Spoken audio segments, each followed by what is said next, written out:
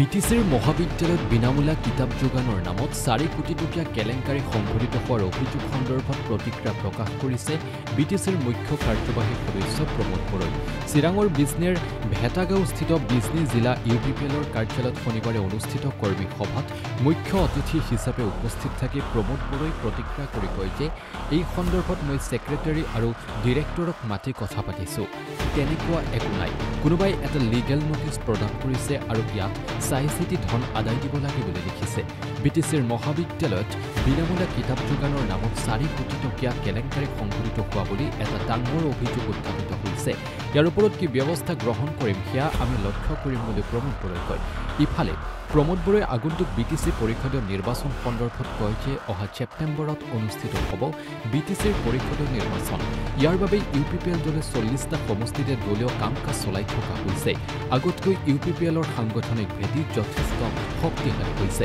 প্ৰমোদ বড়োই বিটিচি নিৰ্বাচনত বিজেপিৰ সৈতে ইউপিপিএলৰ মিত্ৰতা সন্দৰ্ভত কয় এই বিষয়ত যোৱাকালি বিজেপি নেতৃত্বৰ সৈতে আলোচনা হৈছে।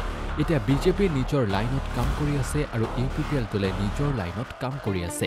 সময়ত আমি সকলোবোৰ ঠিক কৰিম। প্ৰমোদ বড়োই বিপিএফক সমালোচনা কৰি কয় বিপিএফৰ নেতাসকলে মদ ভাং হত্যা হিংসাৰ ওপৰত কথা ক'বলৈ খুব ভাল পায়। এই ক্ষেত্ৰত অত্যন্ত বেয়া অৱস্থা আছিল বিপিএফৰ দিনত।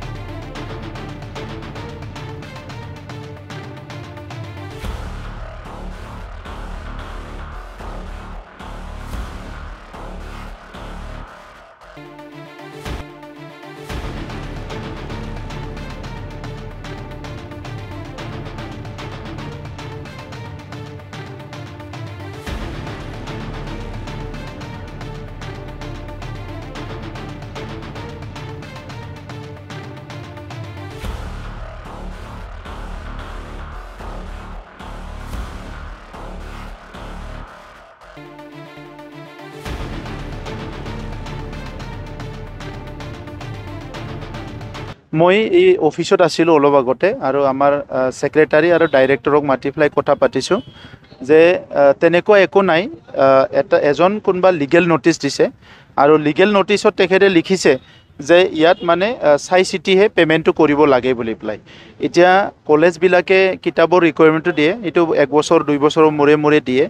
আৰু নৰ্মেলি আগত কি হৈছিলে যেতিয়া বুক ফেয়াৰ হয় কোকৰাঝাৰত, সেই বুক ফেয়াৰত বিভিন্ন কিতাপ দোকানবিলাক আহে আৰু তাৰ পৰা কলেজবিলাকে চিলেকশ্যন কৰি নিয়ে, পিছত কাউন্সিলে এই পে'মেণ্টটো কৰে।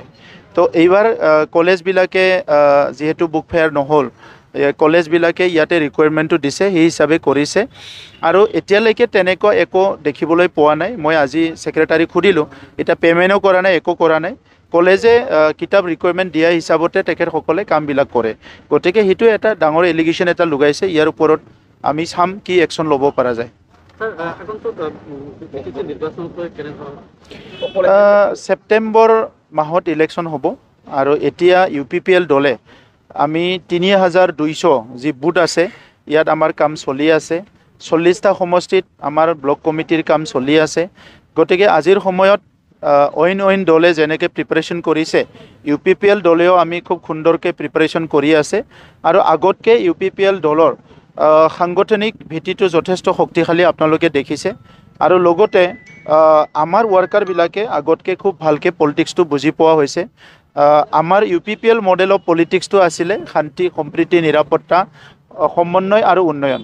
আৰু এই 4টা মটটো লৈ পেলাই আমি কাম কৰি আছোঁ। আৰু আজিৰ তাৰিখত বিটিআৰ অঞ্চলৰ 35 লাখ জনসাধাৰণৰ শান্তি, সম্প্ৰীতি, সমন্বয় আৰু উন্নয়ন এই কামত আমি বহুখিনি আগবাঢ়ি আহিলোঁ। আৰু ইউপিপিএল মডেল অফ পলিটিক্সটো ৰাইজে বুজি পাইছে। এই ইউপিপিএল মডেল অফ পলিটিক্সত এই অঞ্চলৰ জনগণৰ উন্নয়নৰ কাৰণে, এই অঞ্চলৰ জনগণৰ আগবাঢ়ি যোৱাৰ কাৰণে যথেষ্ট সুবিধা আছে। আৰু সেই সুবিধাটো লৈ আজি বিভিন্ন দল সংগঠনৰ নেতৃবৃন্দ, কৰ্মকৰ্তা, কাৰ্যকৰ্তা সকলো আহি আমাৰ দলত যোগদান কৰিছে। বহুত নতুন মুখ হ'ব, বহুত পুৰণি মুখো হ'ব। গতিকে এইবিলাক কথা পাতিবলৈ যথেষ্ট সময় আছে। ইতিমধ্যে দেখা গৈছে যে বিজেপিয়ে কিন্তু বিটিচি দখল কৰাৰ বাবে কিন্তু যোজা চলাইছে। এই ক্ষেত্ৰত CMৰ লগত কিবা আপোনাৰ আলোচনা হৈছে নেকি, যিহেতু মিত্ৰজোঁটত আছে আপোনালোক? আমি যোৱাকালিহে আলোচনা কৰি আহিছোঁ। খুব সুন্দৰ আলোচনা হৈছে। আৰু এতিয়া বিজেপিয়ে নিজৰ লাইনত কাম কৰি আছে, UPPLৰ নিজৰ লাইনত কাম কৰি আছে। সময় আহিব, সময়ৰ পিছত আমি গোটেই কথাখিনি ছেটেল কৰিম।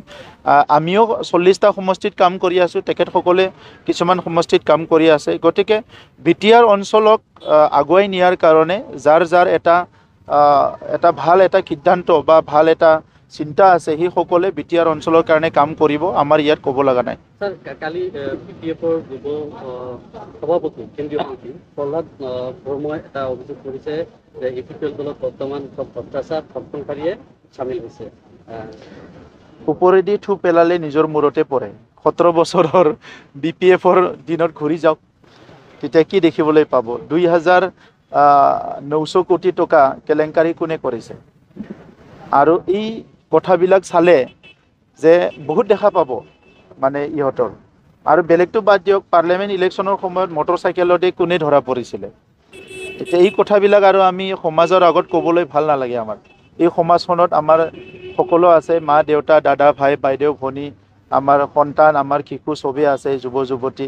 চ' তাত তেখেতসকলে এইবিলাক অশ্লীল কথা, বেয়া কথাবিলাক কৈ ৰাজনীতি কৰিব বিচাৰে। আমি সেইবিলাক ক'বলৈ ভাল নাপাওঁ আৰু ক'ব নিবিচাৰোঁ। কালি তেওঁ আৰু এটা কথা কৈছে যে এতিয়াও মানে UPPLৰ যি প্ৰাক্তন MLA বিদ্যালয় প্ৰাক্তন এতিয়া মাৰণত আছে আৰু সেইসমূহলৈ এতিয়া ধন দাবী বা চোৰাং চিকাৰীৰ লগত মিহলি আছে, এনেধৰণৰ কিছুমান আপোনালোকৰ প্ৰতিক্ৰিয়াও বিচাৰিছে। চাওক, আজি তেখেতসকলে যিখন গাড়ীত বহি আছে, এই গাড়ীৰ ভিতৰত কি আছে সেইটো মই নাজানো। আগৰ 2008, 9, 10ত যিবিলাক কল্ড ব্লাডেড মাৰ্ডাৰ হৈছিলে, সেইটো আপোনালোকেও জানে। আপোনালোকে ইয়ং সাংবাদিকবিলাক নাজানিলেও ছিনিয়ৰ সাংবাদিকসকলে খুব ভালকৈ জানে 2008, 9, 10ত কেনেকৈ হত্যাকাণ্ডবিলাক হৈছিলে। গতিকে সেইটো জেগাত বহি পেলাই আজি বেলেগৰ দুখীয়া আঙুলি এটা দেখালে 3টা আঙুলি কিন্তু নিজকে দেখায়। এই কথাবিলাক ইহঁতে বুজি নাপায়।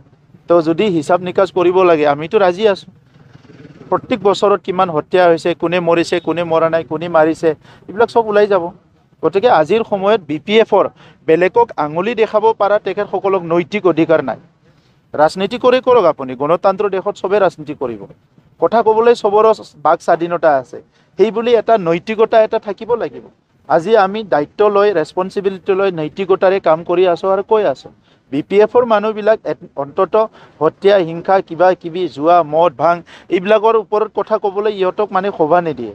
এইটো লাজৰ কথা। আৰু অত্যন্ত বেছি অৱস্থাটো বেয়া আছিলে ইহঁতৰ সময়ত।